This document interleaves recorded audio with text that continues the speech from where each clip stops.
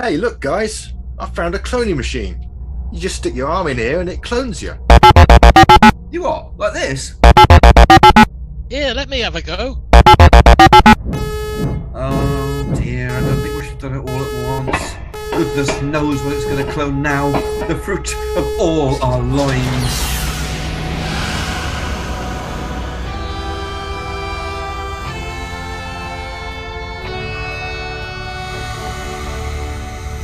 Hello, chaps. Ooh. Now that's just wrong on so many levels.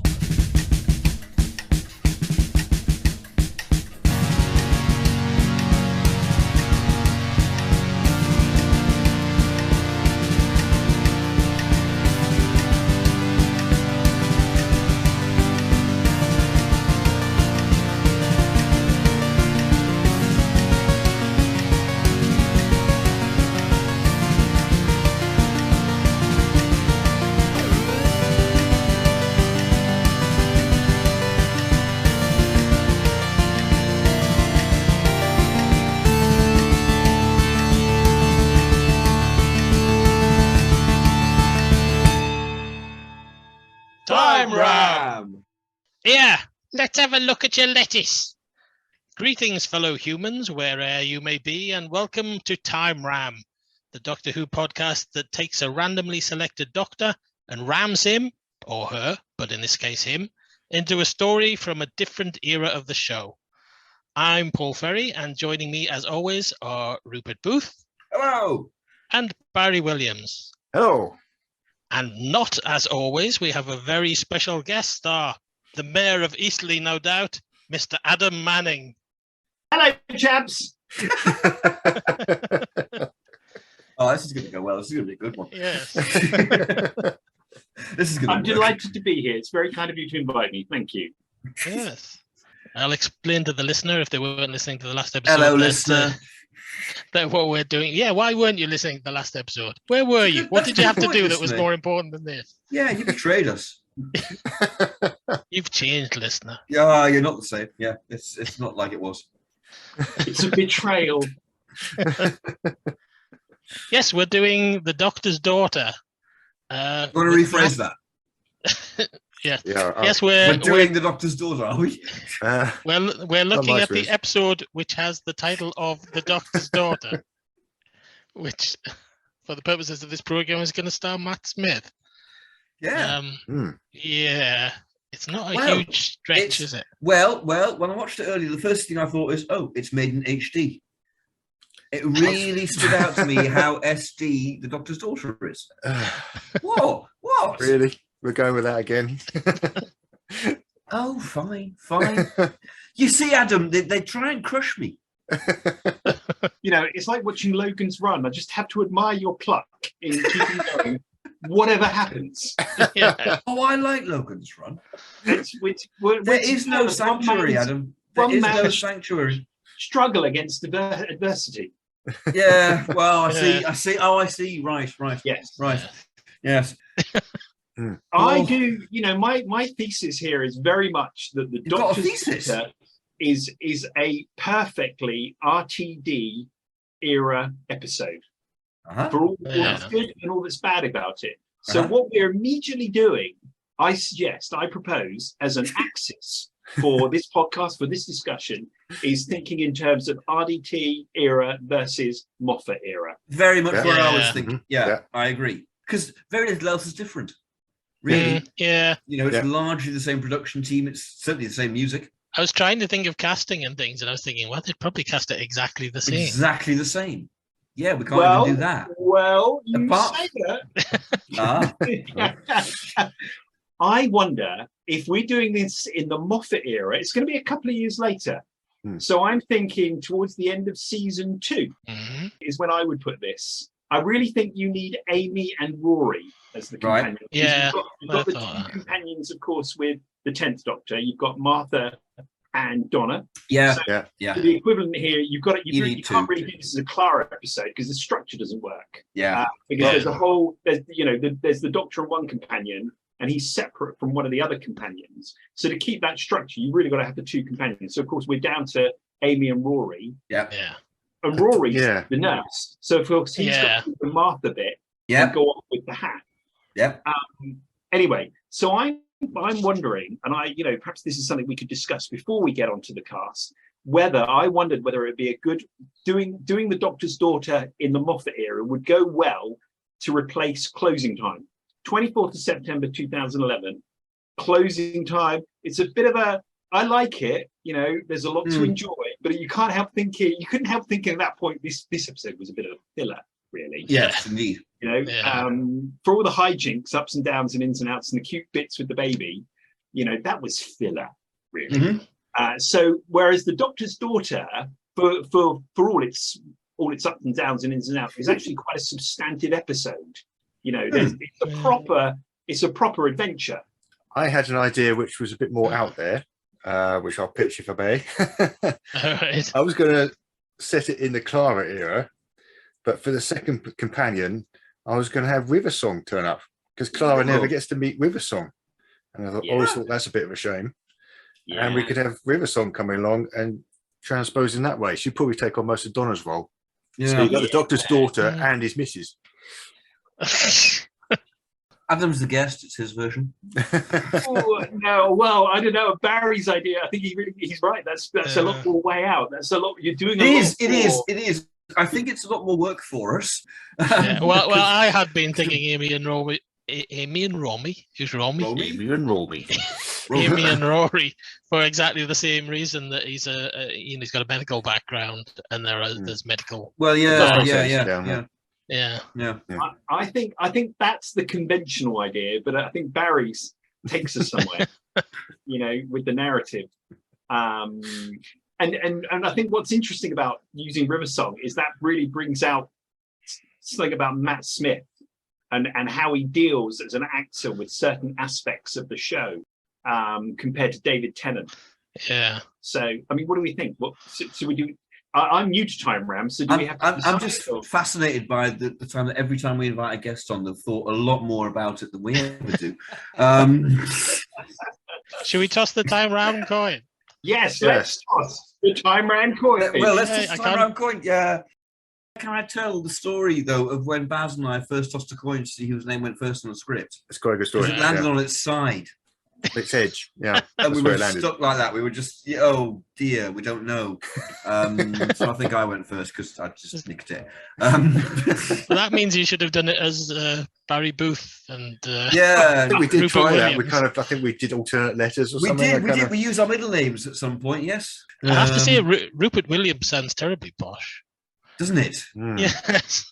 Barry Booth is he's kind of quite. Barry Booth, he's a bruiser. He's a bruiser. Oh, I wouldn't trust Barry Booth. I wouldn't buy a used car at Barry Booth. No, not in a million years.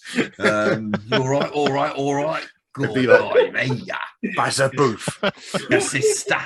He's the one character in EastEnders who's always talking about sit down, let's have a cup of tea. Yeah, absolutely. He's Barbara Windsor, precisely. That's Babs Booth. Yeah. Anyway, the coin. Oh God.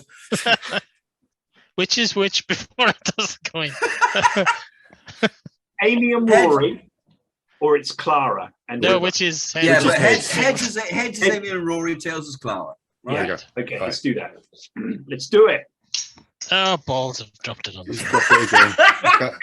As I can see from here, I knew it wasn't going to work. I can see from here it's tails. Tails. It's tails. Oh, okay. So it's Clara. So it's the Barry Williams version, right? Well, it's on you then.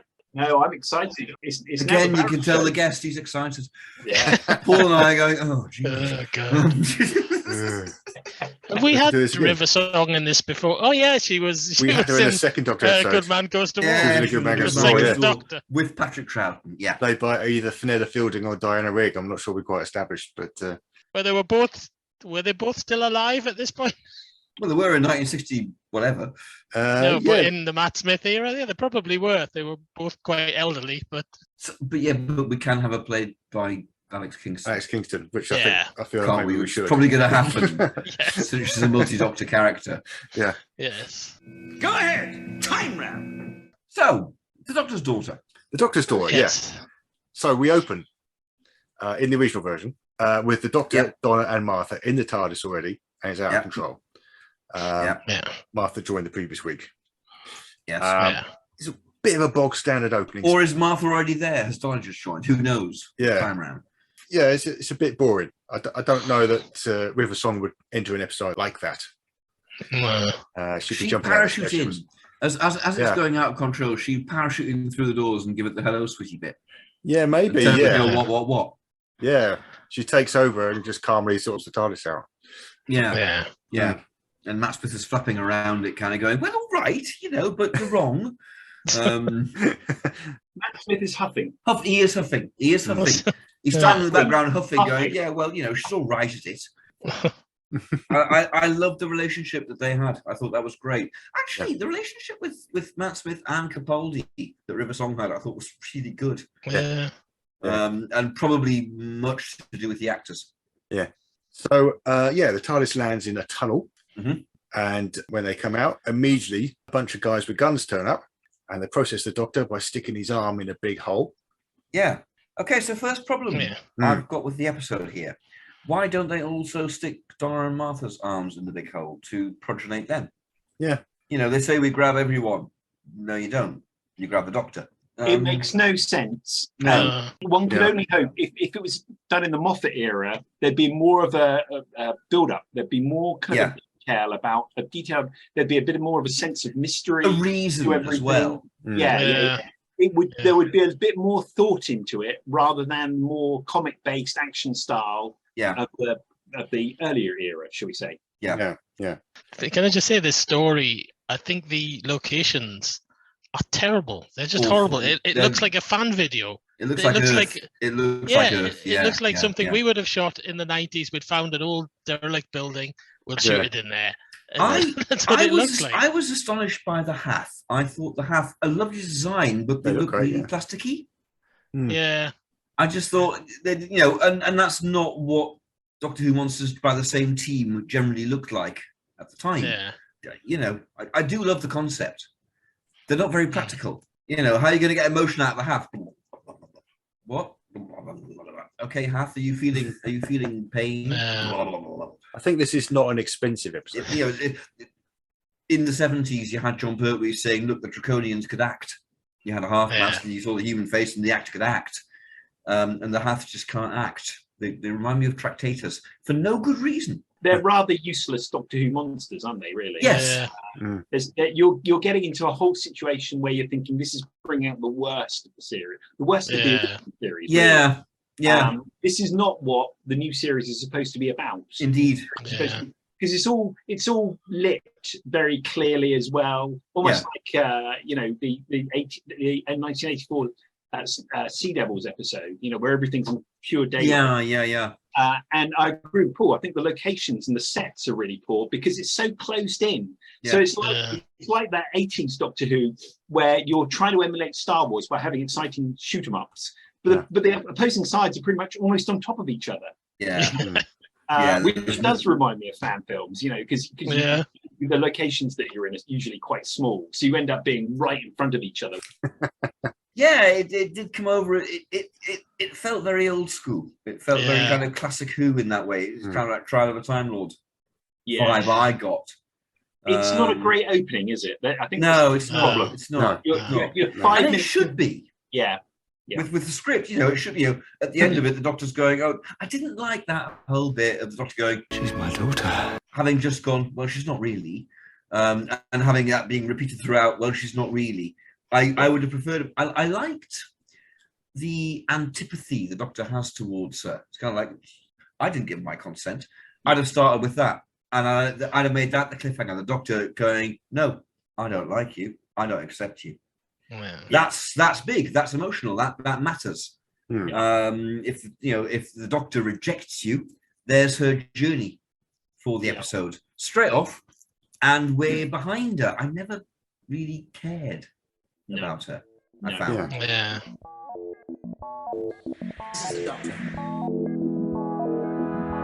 Present by the High Council Time Boss. Keeper of the legacy of Rassilon. Defender of the laws of time. Protector I do think in the Moffat era, this whole sequence would be done differently. It would there be a lot more history, a lot more intrigue. It build up slower. You know, there's just more thought gone into it. Yeah, it's very contrived as it stands. It's there to serve the plot of the Doctor having this clone. It's there to get to the cliffhanger of David Tennant going, "She's my daughter." Yeah, that's the no moment other he's aiming purpose. towards, and that's fine to do that. You know, that's great, but yeah, it doesn't hold together. So they stick the Doctor's hand in this hole, this orifice, and then there's a big glowy box which just happens to be right next to it, and a girl emerges from the box. She says, "Hello, Dad." She's been grown from his DNA. Yeah, tiles. Yeah. I mean, it takes zero time. The thing about that, though, is that you then think, well, if they can make new people so instantly like that, why can't they just churn out 50,000 of them? Yeah, billions. Why do they have to wait for somebody to turn up and then generate them from somebody new? Once you have the pattern, they just sat there? And it happens so quickly. There's no kind of intrigue or suspense or any of it. No, it's not. You could have done an awful lot more with it, and I think it would have been to the benefit of the episode if they had done. You know, Brigadier, your methods have all the refined subtlety of a bull in a china shop. We come back after tiles. The Hath attack. It's a Hath attack. Hath attack. Attack of the Haths. Can I make a point at this juncture about the cast? Now, of course, we have beautiful Georgia Moffat playing Jane. Well, I've got a suggestion for her. Helen Mirren. Yes. Obviously. Not a serious suggestion. Please carry on, Adam. Well, we're only talking 3, 4, possibly at the most 5 years later. So it could very well be Georgia Moffat again. But we have Matt Smith as the Doctor this time around. Yeah, we do. So I'm wondering if a more interesting mix for Jenny, a more interesting person for that role, would be none other than Lily James. Lily James, the lovely Lily James. Yeah, so because you have the Georgia Moffat David Tennant relationship starting from here, and so you can see a similar thing happening if Lily James turns up as Jen, because she's only 4 years younger or something than Georgia Moffat, and could be because we're sort of 3, 4, 5 years on. She's then roughly the same age as Georgia Moffat was in the original. You see, so it all basically not jailbait. Yeah, and she's and not to put too fine a point on it, and she's kind of, this is Lily James before her career has gone supernova, and she's being cast Pamela Anderson or in War and Peace and so forth. So Doctor Who is not necessarily something that's unfeasible for her to be in. You see, we had Arnie in it in 1978, so we're good. Yeah, we did do that. Yeah, it's a bit weird, isn't it? Watching sort of David Tennant sort of going on about how she's his daughter and stuff when it's Georgia Moffat, isn't it? It's kind of it's very this time I did watch it, kind of going, oh, you can totally see it. Their chemistry is just spot on from the word go, and they're absolutely flanging all the way through. It's kind of nice to see. But I do think Matt Smith would be a lot more, should we say, ambiguous or stranger about the whole Doctor. It wouldn't be, oh, she's my daughter or whatever. It wouldn't be that kind of binary. No, I agree. There would be a lot more shades of meaning, and you would be. I think you would see a lot more. He would be a bit more disturbed to a certain extent about the whole situation. Like I was saying earlier, he doesn't like this. This has been done to him. Yeah. And then you've got River Song there as well, somewhere or other. So that complicates things terribly. I can't see River Song just standing there like Donna and Martha do, and just sort of, well, whatever, No, she would be taking action. She would have an opinion. There'll be a pretty visceral reaction one way or another. It would be everything about it would be a lot stranger and a lot more interesting. I think so. I agreed. It lifts it potentially. That's a very good point. The 11th Doctor doesn't do that he doesn't do that kind of family setup particularly easily. No. He's not really a father figure, especially partly because he's so young in the role. Well, he's going to be flapping, isn't he? He's just basically going to be flapping. He's going to be flapping a lot. River Song will kind of step in and go, no, listen. It's going to be uneasy for the Doctor, and it's going to be very much more interesting and uneasy to a certain extent for the audience watching as well. I think. It's absolutely the same point that they should have made the uneasiness between them a much bigger thing, and that's interesting. As it is, we've got a kind of bog standard Doctor Who story. Yeah. You know, and there's nothing wrong with that. But if you're calling it the Doctor's daughter, earn it. Yeah. Absolutely. As I say, the Hath Attack, and then I'm thinking Hath Attack. Clara. It's possible to not say Probably- Shack Attack, Shack Attack. Early 80s dance music. Yeah. Hath Attack. That's all they do. That's the entire song. It's not a good song. It wasn't a hit. I could do dissed it completely. It was like a door. I'm thinking Clara gets stuck on the other side when they blow up the ceiling and the whole thing comes down. I don't She's really. stuck with the Hath. Why Clara? Because Well, I can't see River Song being particularly Because it's more interesting river songs with the Doctor. Yeah. Jenny. Having said that, Jenny. the whole half plot line with Martha is the It's most shit, yeah. greatest bit of padding I've ever seen in Doctor Who. Yes. And I've seen the mutants. That's the exciting thing. Nobody in the universe can do what we're doing. This was written by Stephen Greenhorn, who's not well liked, is he? Yes, who is Stephen Greenhorn? He wrote ones like the Lazarus Experiment as well. Did he? Yeah, I don't think any of his episodes are particularly well received in the fan community. I mean, what we can say is that it's a story. It does actually crack on. You know, it's Yes. not. It's not hanging about. it's not Yeah. hanging around. It's got a beginning, middle, and end. It Yeah, tells a yeah, story. yeah, Yeah. It's I wouldn't competent. say it was the worst episode of the new series. No. I like the shot, Yeah.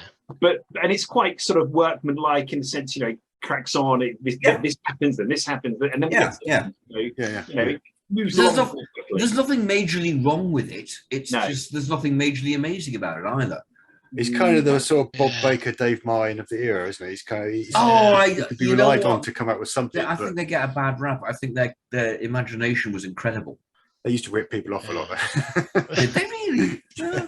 But you do wonder, what would a Stephen Moffat do with something like with this basic concept? What would it, you know, or even Gareth Roberts, for example, what would they do with this kind of idea? You know, how different would it be? And because you've got that quasi mystical element to the plot as well, the sword, you know, which is kind of a religious aspect to it, sort of thing. Again, that would have been much more interesting, I think. That's a lovely way of looking at it. You know, let's talk about religion. Let's talk about, you know, they create. I mean, they're like Sontarans. Basically, they create these soldiers as clones enormously quickly and enormously easily. And they could presumably, having got one pattern, just clone 1 million of that person. Yeah. You know, there's no reason to take new patterns. Just find the best fighter, clone them. Yeah. That's what you do then. Yep. And as Adam's pointed out, there's no explanation as to why the machine can't do that or why they don't use Dora Martha. There should have been. And that should have been a limitation, which becomes a plot point. Yeah. You know, you can use these things. I do wonder with the clones, if they're able to clone all these armies and they're all young people, why you then have Nigel Terry as this older man. Why is he not young as well? And I think he is really badly written. Yeah. Am I alone in in that? He's absolutely, I mean, he's a fantastic actor. Yeah. He's absolutely wasted in this story. And I don't mean pissed. Yeah. He could have been pissed, I don't know. Who knows? Who knows? It probably had to be. As you say, good actor. He might have hidden it. Yeah. We should probably do some plot. Yes. We're talking about characters that haven't turned up yet, so let's go. All right. Sorry, Yeah. sorry, Barry, sorry. Yeah. Sorry. This is going to be a real interesting one to edit. He gets very masterful, you know. He's very dominating. I quite like it. You know, this is what we need. This is, you know, I create better with this kind of tension.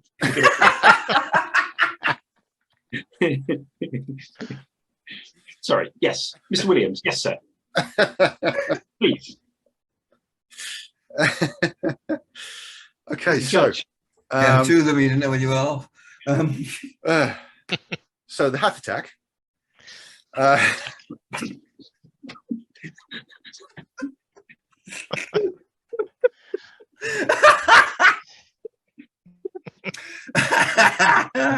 Yeah. In ankle Something else. leggings. Maybe call it something else. You know. Yes. The half vague aggressiveness. I'm trying to help. I was there helping. I didn't say I was any good at it. How about time, Ram? Time Ram? You couldn't do it in that old crock. Woomph. Time, Ram. Londoners. Sorry, yes. To the plot. The plot. To the plot. Yes. So yes, I don't know how you do this, Baz. so the hat attack, and yeah, the ceiling caves in, and I'm assuming Clara is goes along with him. Yeah. Is that as far as we are? That's as far as we fucking are. Fucking hell. All right, yeah, you better talk for a bit. Right. So Klein's the guy that's there. Oh, yeah. The young fella, played by Joe Dempsey, before he was famous in Game of Thrones. Yes. Is he played by someone else in this? I got some ideas for General Cobb. Okay, We can so start General let's move Oh, God. on from Klein. Klein takes him to see General Cobb, Yay. played in the original Now- Nigel Terry, who we've spoken about. Yeah. I just kept waiting for him to go, any man who would be a knight and follow a king, follow me. In the name of God, St. Michael and St. George, I give you the right to bear arms and the power to meet justice. That duty I will solemnly obey, as knight and king. I never saw this. Rise, King Arthur. He's I mean, we could presumably. I mean, he wouldn't be. It would only be a few years older. So I don't know. I mean, he could just be in this again potentially. Yeah, no reason why not. I think He that did could pass be, away in yeah. 2015. So He did die fairly young. I don't know what year he Did died Did in. he? Yeah, he did. One idea for somebody of the same age as Nigel Terry was then in 2008, Yeah. if you were shooting it in 2011, Mhm. would be for this role for General Cobb, Jeremy Irons. Oh, nice. yes. Oh, Yeah. very nice. A star turn, and I can imagine Jeremy seeming a little bit more. He'd be like, presumably he'd do it like proper British officer. I'd imagine. Yeah. It would be all yes, and yes, we're going to clone 47,000 of those, and then we're going to smash the hat. Mhm. Nice. Yeah. Colonialism, basically, that whole colonial bit. Yeah. So actually, I think it might work a bit better. If Oh, I'm- it would, yes. love Nigel Terry as I do. It's a throwaway part. It's written as a throwaway part. I don't, he literally seems to turn up to motivate the action, and produce a problem for the Doctor. It makes no sense that he's older than everyone else. When you, No, it doesn't. It doesn't. Particularly And if when he we is, get to the end then of let's the plot. find out why. Yeah. That's It's not be another a thing thing. that doesn't really make any sense. Is never really explained. Yeah. So the Yeah. whole thing, why? I mean, No, why it not- isn't. It isn't. Yeah. You have him and an older half, and they're the ones that started it. Yeah. And they I haven't, think I think they reach. thought they're looking for the source. It's like the Holy Grail. Let's get King Arthur. Of course, that's what it is. Yeah, absolutely. Now, another option for the General Cobb role, who's roughly the same age, would be the well-known actress Helen Mirren. I don't think we've had her before, have we? Yeah. interesting. Helen, I've never even heard of her. Yeah, I don't know No if idea who she. I don't know who Yeah. you're talking wonderful about. actor. Adam is mad. Just give me the chance to prove that I can You do don't have to prove yourself to me. I could see Helen Mirren being a very She'd be masterful great. General Cobb, Well, of course you would. telling Yeah, everyone what she's to good, do. isn't it? Very Good. thoughtful. I mean, She'd be you know very where I intense. stand on Helen. Yeah. Mhm. Not that I stand on Helen. Yep. Or do I? Who knows? That's between me and Helen. By the time we get to episode 200, we'll actually get Helen in it. We should get on. Yeah, let's get on. So as we've kind of suggested, Cobb is giving some background information. He explains the war started generations ago between the humans and the Hoth. Hath. The No, Hath Hoth is a humans. cold place in Star Wars. Hoth. Yeah, Hath. Hoth. Yeah. It's also what your romantics say. Yeah. Hoth. So they're fighting over this colony planet, and now they are, as you say, all searching for the source. Whoever gets the source wins the war and gets to kill everybody else. Mhm. And meanwhile, Riversong, I'm guessing, is being observant and spotting mysterious numbers all over the place. Yeah. that works actually as a space archaeologist. It does. Yeah. That makes a bit more sense than perhaps Donna doing it initially. Yeah, she's Incredible. Though I would say I think Donna's got an extreme. I think she's got the best written role in this episode. Yeah. Because the whole thing of her being a temp and being like that, it's set up beforehand. We know she's got an eye for detail in that way. Doesn't necessarily know what it means, but notices differences. I think she's great in this. It's a bit of a stretch, isn't it? She's got these sort of special temp powers, but yeah. Super temp. I don't think so. I think it's just that she's intelligent. Yeah. Might one of us notice these things? We actually might. It's okay, but you've got these great big metal plates up on walls saying the dates that bit of the set was, or the scene was made. I mean, it doesn't really. It seems a bit contrived to give a clue away. It's totally contrived. When I was watching it today, I thought this is like a game. This is a game script. Here's the clue. Here's the problem you have to solve. I mean, the average game of Dungeons and Dragons is a bit more subtle. I would suggest than something like that. Yeah. But in there, why don't they just put a big sign saying, "Here's a clue." Here, clue time. You've got 45 minutes to tell a story. Yeah. I think that's the real. To be devil's advocate, you've got to crack it on, and you've got to make sure that the average Jemima. That's the thing is that that's the thing is they're trying. I'm going to call myself Average Jemima from now on. That's great. Sorry. They're trying to do a kind of story that plays with the concept of time and stuff in a kind of like Christopher Priest type way, but whereas that sort of thing comes across really well in like a novel on the printed page, it's hard to do visually. And I think this shows that it's hard to do visually without being really trite. I would say it's hard to do in the time they've got. They manage it in things like Tinder. They're rushing along a hell of a pace, And Warriors Gate, you get the feeling of time and different time zones and so on. But you've got 4 episodes. They filmed this in like an old theatre, and you can kind of really tell as well. Yes, you can totally tell. And they've just pulled the curtains across and said, "Yeah, we're underground," and that's I don't understand that's why I think it looks like a fan video. It's like they're shooting something in the church hall. Yes, this is what we've got. So that's what we're going to. Yeah, it does. I mean, it's clearly a mid-season cheapie. I was going to say the plot really involves some really big concepts, like this whole concept. I mean, you've got the cloning for starters. You've got the clash of these 2 alien races colonizing a planet. You've got the whole idea of, well, it hasn't been decades or centuries. It's actually been a week. Which is a bit of a spoiler. I mean, there are some pretty powerful concepts, but they're just thrown away because it's all done. I think you're right. It's done so quickly. This would really make a much better 2-parter, given it's the Doctor's daughter. Given it's that concept, or a Christmas special, for example. Give it a bit more weight. Like I say, earn it. Absolutely. The concepts are fantastic. It's kind of Douglas Adams like in concepts to me. It's really interesting stuff, but unlike the sound, it's just thrown away. All the interesting stuff, it seems to me, is thrown away, and we get a straightforward get from A to B story.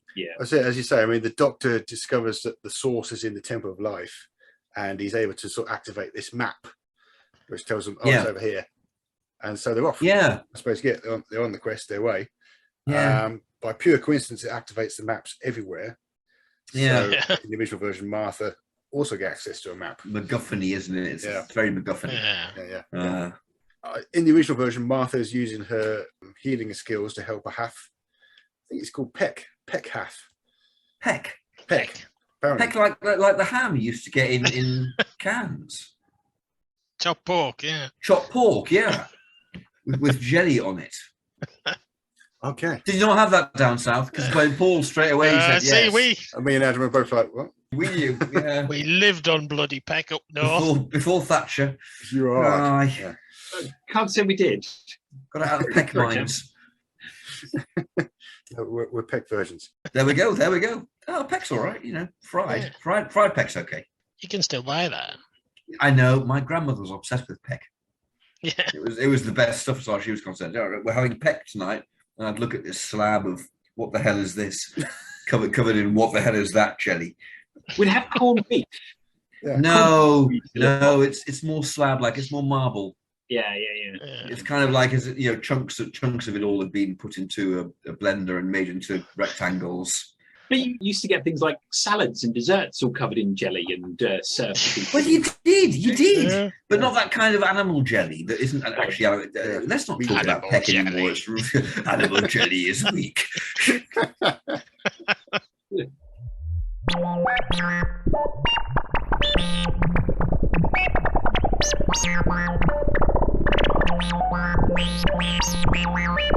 Oh, please be quiet. So in the original version, at least, this is where Martha decides to go up and over.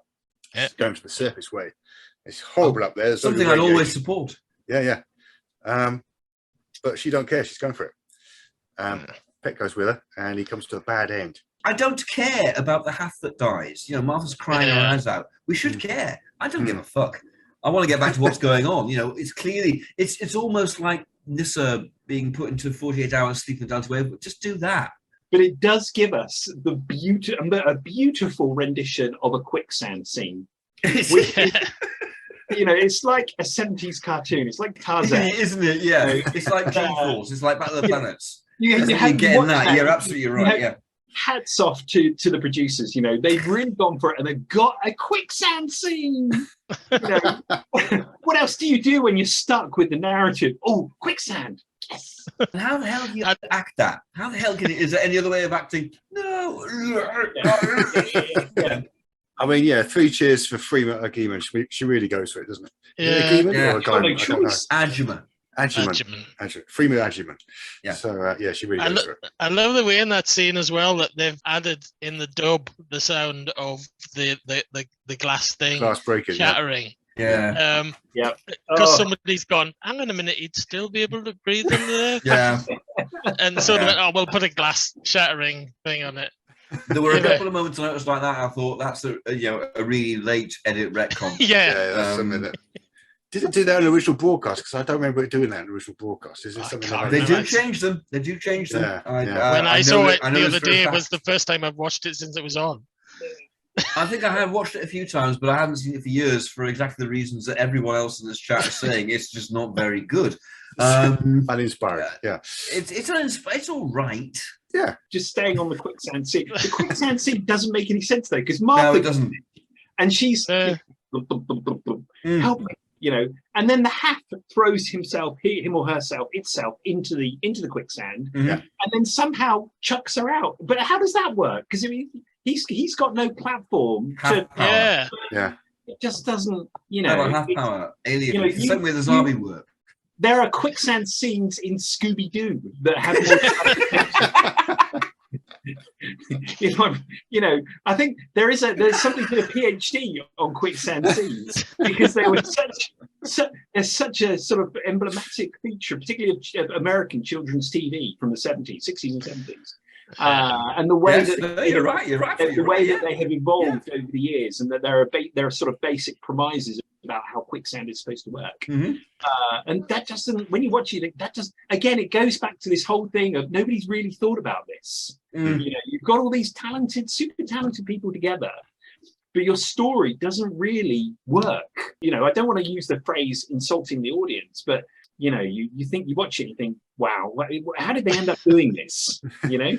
So I was about to make the point of, you know, the trouble is these super talented people are still working all hours and only have so much creativity in them. Does anybody know how often is quicksand used in Doctor Who? Classic or new series? Can anybody think of any instances of Trial of a Time Lord? I think the Trial of the Time Lord's quicksand. That's a particularly Carnival of Monsters. Joe gets kind of stuck in where they're walking. Yeah. Is that quicksand or quick mud? Do you get quick mud? Why not? But you kind of do, yeah. It's the same thing, yeah. Is mud just slow? Yeah. I don't know. I mean, in a Moffat story, it's going to be something a bit weirder, isn't it? It's going to be like hand mines or something like that. I think Moffat would come up with sentient quicksand. He would, yeah. It would go for your memories. Yeah. You'd be engulfed in your memories. You drown. There you go. That's fascinating. Yeah. It's not physical at all. All the rubbish things you've been through in life would suddenly emerge. And you could see, and they come and prod you. Yeah. You feel like, go at you. Help me, you would say. Yeah. Yeah. It wouldn't just be you come on a garden quicksand scene. Clams. It's clams. That's what clams. Stop saying clams. Clams. Clams. We'll be up the emergency shaft to get at this rate. I'm not having that. I can't take it again. Right. Come Anyway, on, Baz. something kills the half. Something kills a half, and then a macra. Can it be a macra? It probably could be. Yeah. Great. Yeah. Right, a macra kills in the the half. quicksand. Macra in the quicksand. I know. It's really serious.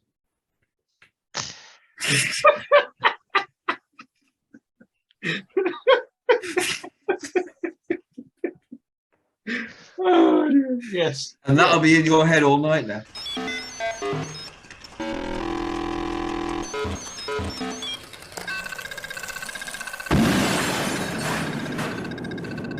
Thank you, Doctor.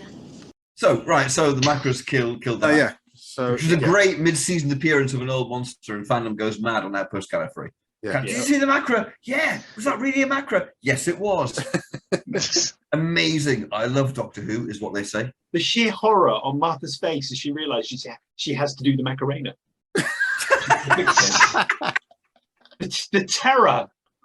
And I thought macra in a quicksand was really serious was bad, but there we are.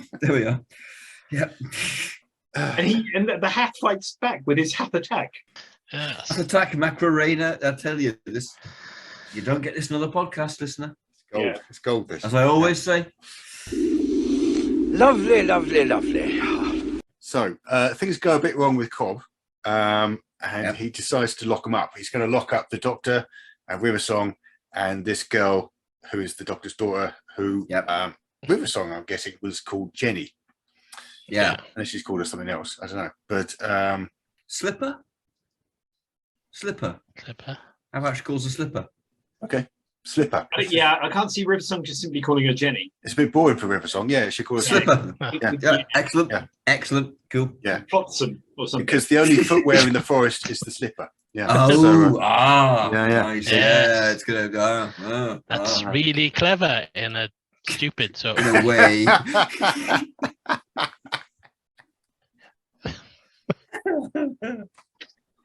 Why doesn't she just call him MacGuffin and get over it?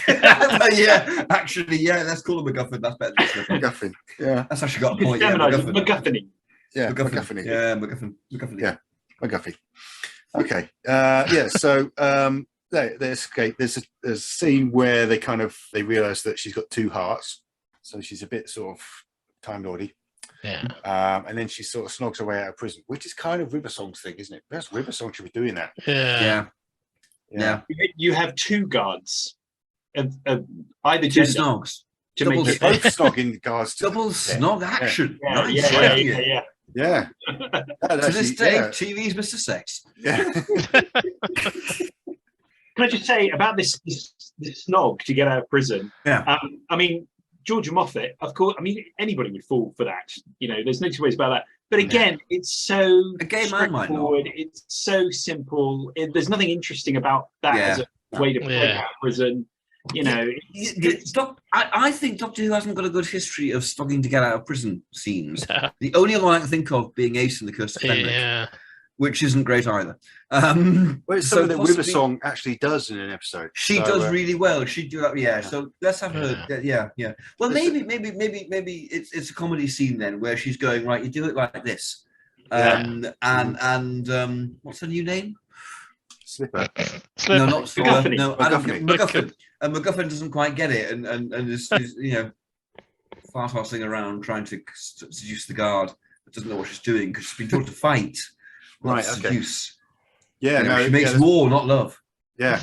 She's a so warrior, River not, Song not a ends lover. up Yeah. having to kiss MacGuffin to show her how to do it properly. Yes, that'll happen because it's a Moffat script. Yeah. Yeah. So River Song and MacGuffin kiss, and then they both kiss the guards, and the Yeah. Doctor's sort of standing around going, "Oh, flappy flap." At all of So, this. yeah, that's a good 5 minutes. He's having the scene, right yeah. flap. He's not happy. You know, he's No. straightening his bow tie big time.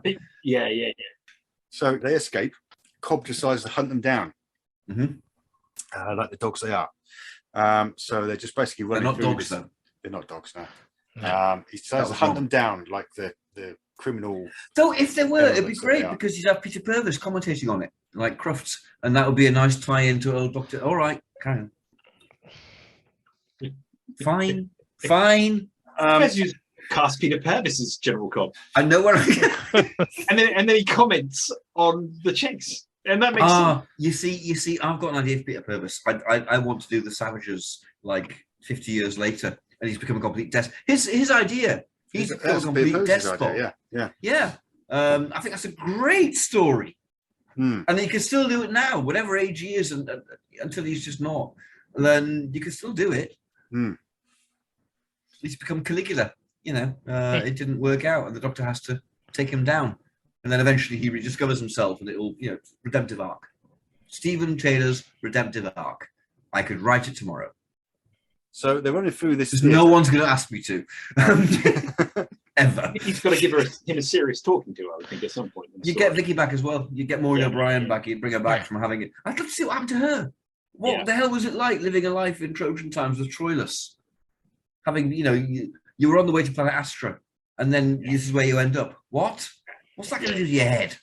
Some nice olives maybe, but the rest of life is going to be nice olives, but it's going to be hard work, which is exactly what Baz is finding this. So, sorry, we'll go back to the plot. Sorry, Baz. Well, the plot, such as it is they're running down these hallways. One of the hallways has got some lasers in. So that's quite fun. Freaking lasers! Adam, you appear to be having a problem with this. It's just so stupid. So stupid. It is, yeah. I mean, I love at one level. I love it because it's so visual. Yeah, it's so crazy. Yeah, it makes no sense. But we are off in Galaxy Quest. Territory. Why you turn up? If you saw that, you go, "What the hell is this here for?" Yes, indeed. Why? Whoever wrote this episode should die! It doesn't make much sense how she's sort of backflipping along and that avoids the lasers. You can't quite work out how that would work. It's very much a story of set pieces, isn't it? It goes from set piece to set piece to set piece. But there's no depth at all. So contrived. And that's like the writer has seen Entrapment with Catherine Zeta-Jones and thought, oh, that's good, I'll stick that in my script. So the Doctor's got to do some computery thing with his sonic screwdriver and he delasers it, and then it gets relasered, and then she backflips through it. I kind of thinking Lily James would be a bit more kind of Georgia plays it very straight. She's very honest. She's there's no side to her, particularly in her character. I can't help thinking Lily James would be able to bring a bit more kind of to it all, why am I doing this kind of thing? What is she doing? I don't know. It's not a very deep character. It's not a deep story. That's why we don't give a monkeys about her. And you can't do that when you call it the Doctor's daughter. No, you've got to I come back to the point. You've got to earn it, and it doesn't. It fails on that score to me. I mean, they pretty much get there with the next Doctor. In the next Doctor, you do. It's that's how you do it. Yeah, absolutely. Spot on. Good point. Yeah. You explore the psychological implications on that character who's just been created, but then finds out that she's different to the rest. She's got two hearts. Yeah. I mean, what we do get the Doctor at this point starting to warm to her a little bit. And he sort of talks about how he's been a father before. So it's about the Doctor's reaction, but it's not really about her. Yeah. It's not. But that is a really good bit in it. Because I mean, David is splendid in that scene. He's wonderful. I think it's Georgia Moffat. I think she's very good in it. Yeah, she is. Absolutely. She plays it straight down the line. Yeah, what she does is a perfect encapsulation of what she's been given. There's no space for that. Yeah. But I mean, David Tennant is very much like Patrick Troughton from Tomb of the Cybermen scene, with Victoria. It's very much that kind of talking about family. It's you're seeing the Doctor in those scenes, and it is lovely. But the problem that I have with that is that it's like it's one truncated bit. Yes. In lots of sections. Again, it's another one of the set pieces. Comic. It's like plot. Character, plot. It's whereas with a Moffat era thing, the whole thing, because I don't think Matt Smith, I don't think the 11th Doctor really does any of that kind of stuff as explicitly or as in such a labeled context. Absolutely. But it's much more integrated with everything else. And works to the mystery of the character, which is what the character should be. The character should be mystery. Absolutely. Yeah, I mean, in The Good Man Goes to War, the Doctor gets this cot out of the TARDIS, And I think at one point, Amy says, "Have you been a father before, Doctor?" And he doesn't quite answer her. Yeah. It's Yeah. left. Yeah. It's left Doctor Who. Yeah. And that's that's what we watch. Yeah, right. All right. Onward. Okay, we're kind of getting there. We're kind of Donna. After a slow start. Donna is realizing that these numbers are counting down, and basically they reach the spaceship. Thank fuck we're at the spaceship. So it's a colony ship. As they don't say in the script. It does say that in the script. It says thank fuck. Well, River Song might, I guess, in the adult version. Yeah. So they're in the colony ship, and robot drones built this city that's around it. And they've got Out of rock and roll. Yeah. And they've got this kind of live version of the date there. And they kind of realize, this is the date now. It's been 7 days. Yep. So this is kind of the big revelation. And I thought that was lovely. That was great. I like that a lot. Yeah. So, when they say it's been going on for generations, it has been going on for generations, but each generation's last, 10 minutes. It's a lovely science fiction concept. It is. Yeah. It's great stuff.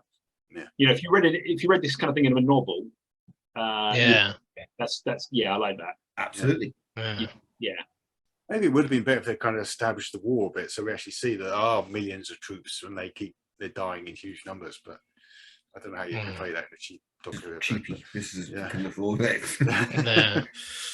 This pays for the end of the season. Yeah. So there's hundreds of generations fighting and dying, and then they bump back into Clara in this version. So that plot line went nowhere. And they reach the source, which is in a kind of a sort of geodesic dome, dome thing. Doesn't the Doctor say, "Look, it's filled with MacGuffin gas"? Yeah, that's right. The source is basically a terraforming device, and it's this big kind of ball, which the Doctor smashes, like you do, and that gets it all working. I don't know why couldn't it work by itself? Why does he need to smash it? But drama. It's like he's like the Fonz. He just hits things and they start to work. The spaceship should have been terraforming the planet. Oh, hello. Barcelona, bang. He's leapt over this shark and he's away. But so there was no one there. Why is there no one? Just look at the shark and go, "Oh, you chief, that's weird." Why is there no one in this ship? Why is there no one there to smash the ball? They need someone to smash the ball. Yeah, why job is is smash the ball. Yeah. It just doesn't really work, does it? No. Ultimately, no. There's not a lot of internal logic to it. It's a bit like a Chibnall script. It's a bit like a Jodie Whittaker script where you've kind of got essentially quite a good idea. It's got to get from here to here to here. Not really kind of gelling. Yeah, but dare I say it, but the Doctor's daughter is perhaps a little bit more comprehensible. Well, yeah. You may dare say it. As much as I admire Jodie Whittaker's portrayal of the Doctor and the rich, imaginative plots and settings and characters that we've seen. Listener, Adam Manning is a lawyer. At least the Doctor's daughter, in its own terms, makes sense, and it's comprehensible in story terms. It's a complete, absolutely. It has, like I said at the beginning, it's got a beginning, middle, and end. It's not a great story, but it is a story. Yeah. I know this is going to be hard to believe, Doctor, but for once I mean you no harm. Like Alice, I try to believe 3 impossible things before breakfast. And then we come to the moment. The moment. Well, the Doctor releases the MacGuffin gas. Cobb and his guys and the Hath, they all turn up at once. Yep. And the Doctor gives a bit of a speech, and they all lay their guns down. It's lovely. Yeah. Apart from Cobb, who starts shooting. Yeah. So his daughter, what's her name? MacGuffin. He shoots MacGuffin. Yeah. MacGuffin leaps in front of him. Yeah. And gets a bit shot. Yeah, a bit shot. Yeah. She's a little bit shot. And they get this scene between them, which is sickly. I thought. I thought actually, again, like the scene with David Tennant with the 10th Doctor talking about his family. I thought it was so good. I thought I love, those two scenes. Mm-hmm. are the best bits of the whole episode. Sure. Because you've got Tennant just being so good. And Georgia Moffat, for she plays what she's got to do very well as well. Yeah. And dare I say it, but as somebody's had their child die in their arms, actually, I thought Tennant was superb in playing that, in doing that role. In the context of what's come before, in the context of a science fiction series, in the context of a Doctor Who story, I thought it was a wonderful performance. And so those two scenes actually make the whole episode for me. Yeah, you're right. There's emotion there. It hits the right notes there. Yeah. The whole thing is played very well, actually. It's to me, the failings are in the script. And it is not that great a script. It's all right. It is followed by another great moment, which is where the Doctor picks up Cobb's gun and points at his head, and you're almost thinking he's going to shoot him, and then he says, "I never would." I didn't like that. I love that. I think it's brilliant. I think it's really good. I don't know why it doesn't work for me. I cannot tell you. It should. I suppose I'm comparing it to Eccleston facing the Dalek, which is unfair. Or Resurrection of the Daleks. Actually, yes. Or Tom holding up the two wires. We've got this precedent. We've seen this before. We know the Doctor never would. It's not maybe the current audience doesn't, but in fan terms, that's very well expected. I think what it was, I thought, no, I've seen this done better. I think Matt Smith would play it in a different way, the whole thing, because when he does a lot of these emotional scenes, it's often to do with his kind of being quite angry, the unfairness of things. He's slightly sort of childlike in a way of kind of going, "Oh, why did you have to do that?" sort of thing. It would be very like that. If we rewind a minute or two, because I'm not convinced that Matt Smith playing that, being the Doctor with Jenny dying on him, would have been quite the same. It wouldn't have been anywhere as clear. Yes, agreed. Because Tennant is doing a very pure performance. Yes. All pure emotion, all beautiful emotion that he's getting over the audience. Beautiful emotion. Yeah. But I don't think that the 11th Doctor, I can't see the dynamic really working like that with the 11th Doctor. He's not like that. He doesn't convey love in that way. Yeah, absolutely. No. Or doesn't allow it. There wouldn't be the purity or the intensity. I'm not even sure that he would really do any of that in that way. I simply can't. I cannot at the moment think how the 11th Doctor would deal with that scene. Actually, the nearest I can get is the way that he says goodbye to the TARDIS when he introduces a woman. Idris. That's what I was thinking. That's where he gets really emotional in that scene, isn't it? It's a bit more childlike the way he displays his emotions. He's more and like I say, he has this big thing of the unfairness of things. He kind of rails against the unfairness of things. Yeah, I can't see the 11th Doctor really bringing any kind of paternal aspect to it. No. I just don't see, and I think that's where the Doctor's daughter with the 11th Doctor in it becomes far more difficult, far more interesting. Because I don't think he really sees himself in that ambiguity. Yeah. Tennant makes a connection with her. Halfway through, as we said, I'm not sure Matt Smith would, and that could be so much more interesting. Yeah, I think he'd be quite rueful about the whole situation, quite hostile and quite fed up, basically. I think he'd be quiet and closed. Yeah. We're not going to talk about it. No, let's move on. Come on, off we go. Yeah, when she dies, he might become terribly upset at that point, but I'm not convinced there would be any kind of great paternal sort of loving. Very difficult. I think it'd be very difficult with the to me the ultimate problem with this scene lies in the script itself and the whole thing, as in it doesn't earn the Doctor's daughter. If it did, we would care and it would hurt. In the way it clearly does to you because of actual lived experience. Maybe I'm making more of it because of that. Possibly. One would obviously. You that know, must be right. That must be the case. I don't know. Not necessarily. I'm sure there are lots of people who who like that scene. I mean, this is the thing about Time Ram. We differ in opinions. But I think the emotion of stories and the way that works with the audience is very interesting. Because I mean, you think about an episode like Father's Day, for example. Yes. The climax of that is pure emotion about dads. Yeah. And I'm not kidding. My wife, my mum and my sister and my wife were all crying like little girls at the end, thinking of their own dads. You know, in a lovely, sweet way. Yeah. You know, and that he was still alive. Was the enjoyment of the episode. Never mind whether or not it made any sense. Yeah. You know, it was the emotional emotion hit. Yeah. Yeah.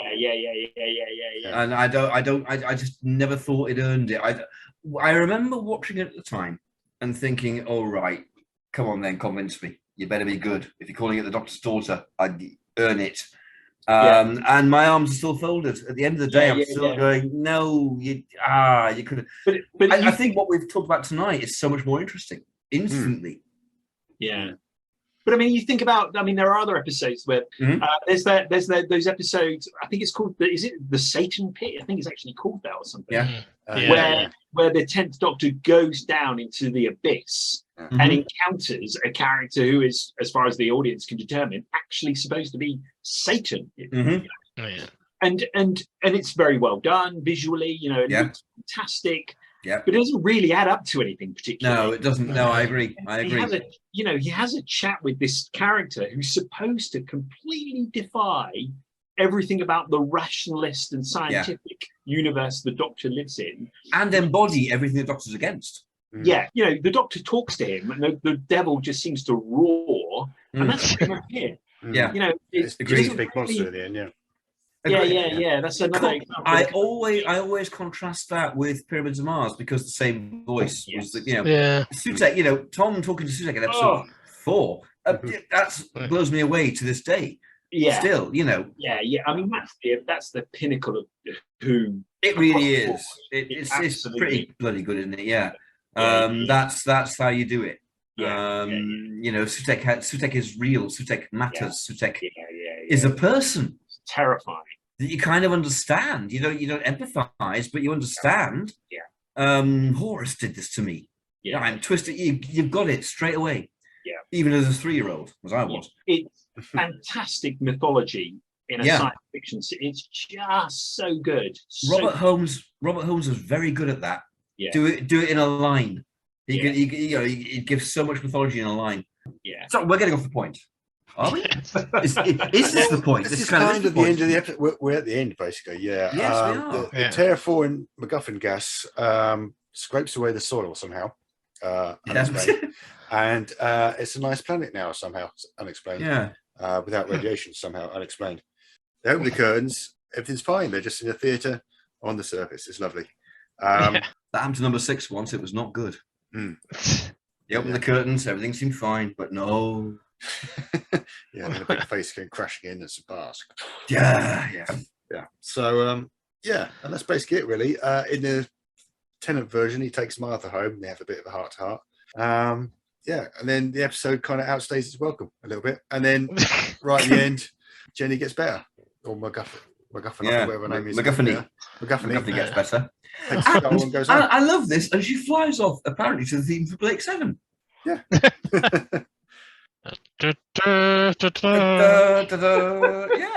These people are stuck on this planet now. What's going on? She's taking their show. They got one show. She's like, "Well, I'm having that. See ya." Yeah, I'm doing Blake 7. And I hate that. I'm tempted to think. I hate it. I hate the fact that she came back to life and then nothing happened with it. I thought she was going to turn up at the end of the season. I thought she was going to be a point. I thought there was a reason for that. And again, there isn't a reason. The only reason they did that apparently is that Moffat was coming in to take over and watch the episode and said, that's really boring. You should have a regenerator, be right. And they went, "Oh, Moffat wants to use the character. We better bring her back." Yeah. He never did. Never did. No, she just got a box set from Big Finish. Like everybody. Rightly so. Well, Solid hasn't had one. She married David Tennant, and then they had she married David Tennant. Family. She was with other priorities. Yeah, he did clearly meet her on set and go, "Oh, hello," and it all went from there. I'm tempted to think that MacGuffin might go off with River in the spaceship. Oh, that'd be better. As long as it's a theme of Blake 7, I don't mind. And the spaceship is the Scorpio. Wouldn't that be good? I think I could watch that series actually. I'd watch that. In the Blake 7 universe. I think absolutely. I think that'd be pretty good. Paul should have been around. That's your new adult Doctor Who spin-off. Forget Torchwood. That's what MacGuffin and River going back to the storm cage, and there's MacGuffin. She hasn't told the Doctor about it. Yeah, they're just there. She's got a TARDIS because Wade, because she grew one from her spleen, because she's Time Lord, and we'll have a time spleen. I've got a time spleen. Speaking of spleens.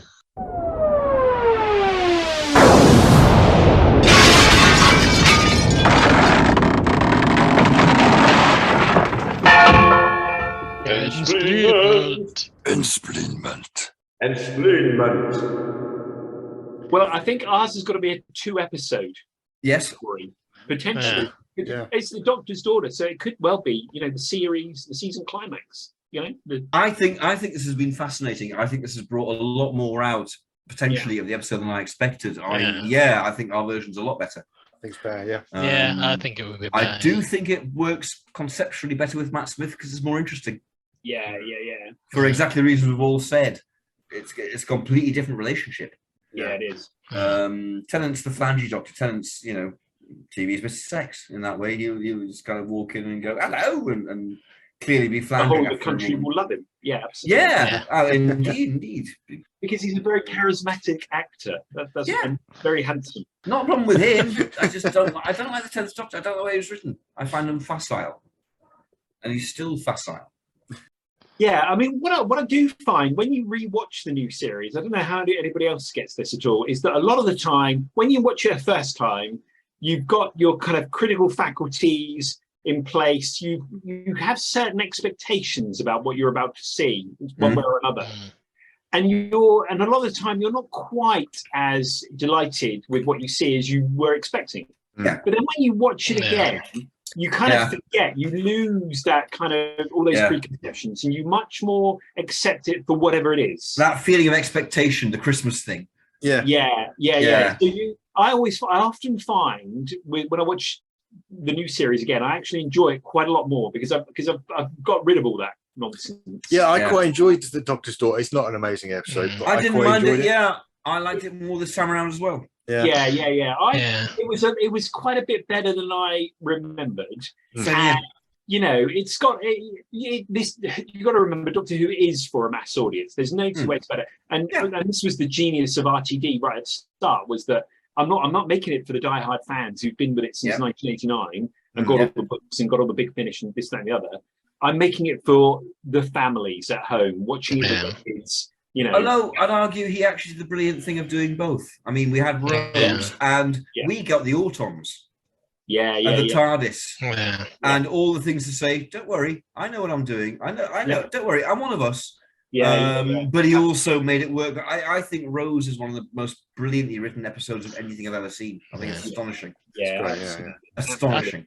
I think a lot of episodes like The Doctor's Daughter, though, sit badly in a season when you're kind of watching them surrounded by a lot of other episodes that are frankly better. But when you watch it out of context, it seems better because it's not surrounded by more impressive episodes, if that makes sense. I watched the Tennant era recently and I quite enjoyed it then, and I quite enjoyed all of them really. And then I watched it again. I hadn't seen it that long ago, and I thought, bloody hell. But it was all right. So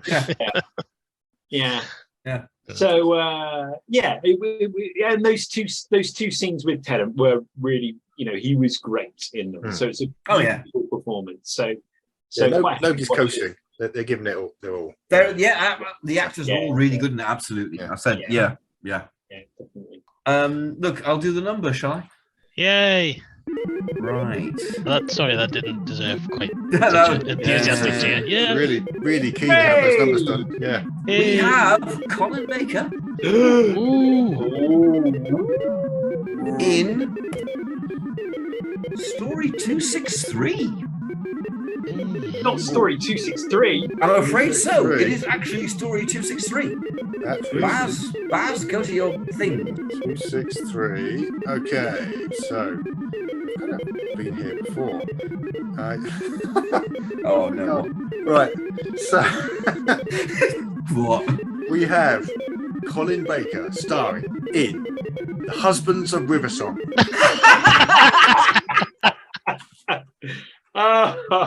Fantastic! Oh shit! Shit! Shit! Fantastic. Unstable. Wow. Dole. Dole and Colin Baker. Beautiful, beautiful. Yeah. That's bewildering. That's time ram. That's time ram. We might have to have a little think about that. But yeah, that's yeah. We've already had him in sort of Murder on the Orient Express, haven't we? So we have kind of following it up. It's kind of he's having a good season so far. He's having a good season. He's going to end up as the winner. Mm-hmm. It's like Big Finish, he's going to end up being the Uber Doctor. He's going to have all the story. We thought it was going to be Sylvester, but no, he's going to have all the stories. And I can't see them ending up on that planet and spending 24 years in marriage quite as straightforwardly as because Peter Capaldi's. There's a certain chemistry. You can see the chemistry. Oh yeah. Yeah, Colin's going to just strangle it. Maybe they're into that sort of thing. 24 years with you? I can't take another 24 seconds. Take that fucking coat off. She'd shoot you. 24 years? 24 years? Yes! She's not going to be weeping with relief when that. She might be weeping. Yeah. Adam, you've been a star. Will you come back for another one? I'd be delighted. This has been lots of fun. Fantastic. I'm sorry I've gabbled incoherently so much. Have you seen what we do? Yeah. Actually, this is how it's made. This is quite learned and eloquent. There's a lot of editing involved. Okay, so that was The Doctor's Daughter, MacGuffin box set available soon from Big Finish. We'd like to thank Ben Jones for doing our music. You can follow us on Twitter at #TimeRam, or for each of us at BazTimeRam, at Rupert Booth, and at PaulFurry8. And if you want to contribute towards the production costs, you can find us on Patreon. Another way to support the show is to leave us a review on Apple Podcasts. I'd like to thank my fellow presenters, Barry Williams. You're welcome. Rupert Booth. Bye. And of course, the irrepressible Adam Manning. It's a pleasure and an honour. Thank you, chaps. Good to see you. You too. I've been Paul Furry. Join us again for the next episode, which is The Husbands of Riversong, starring Colin Baker! Colin Baker!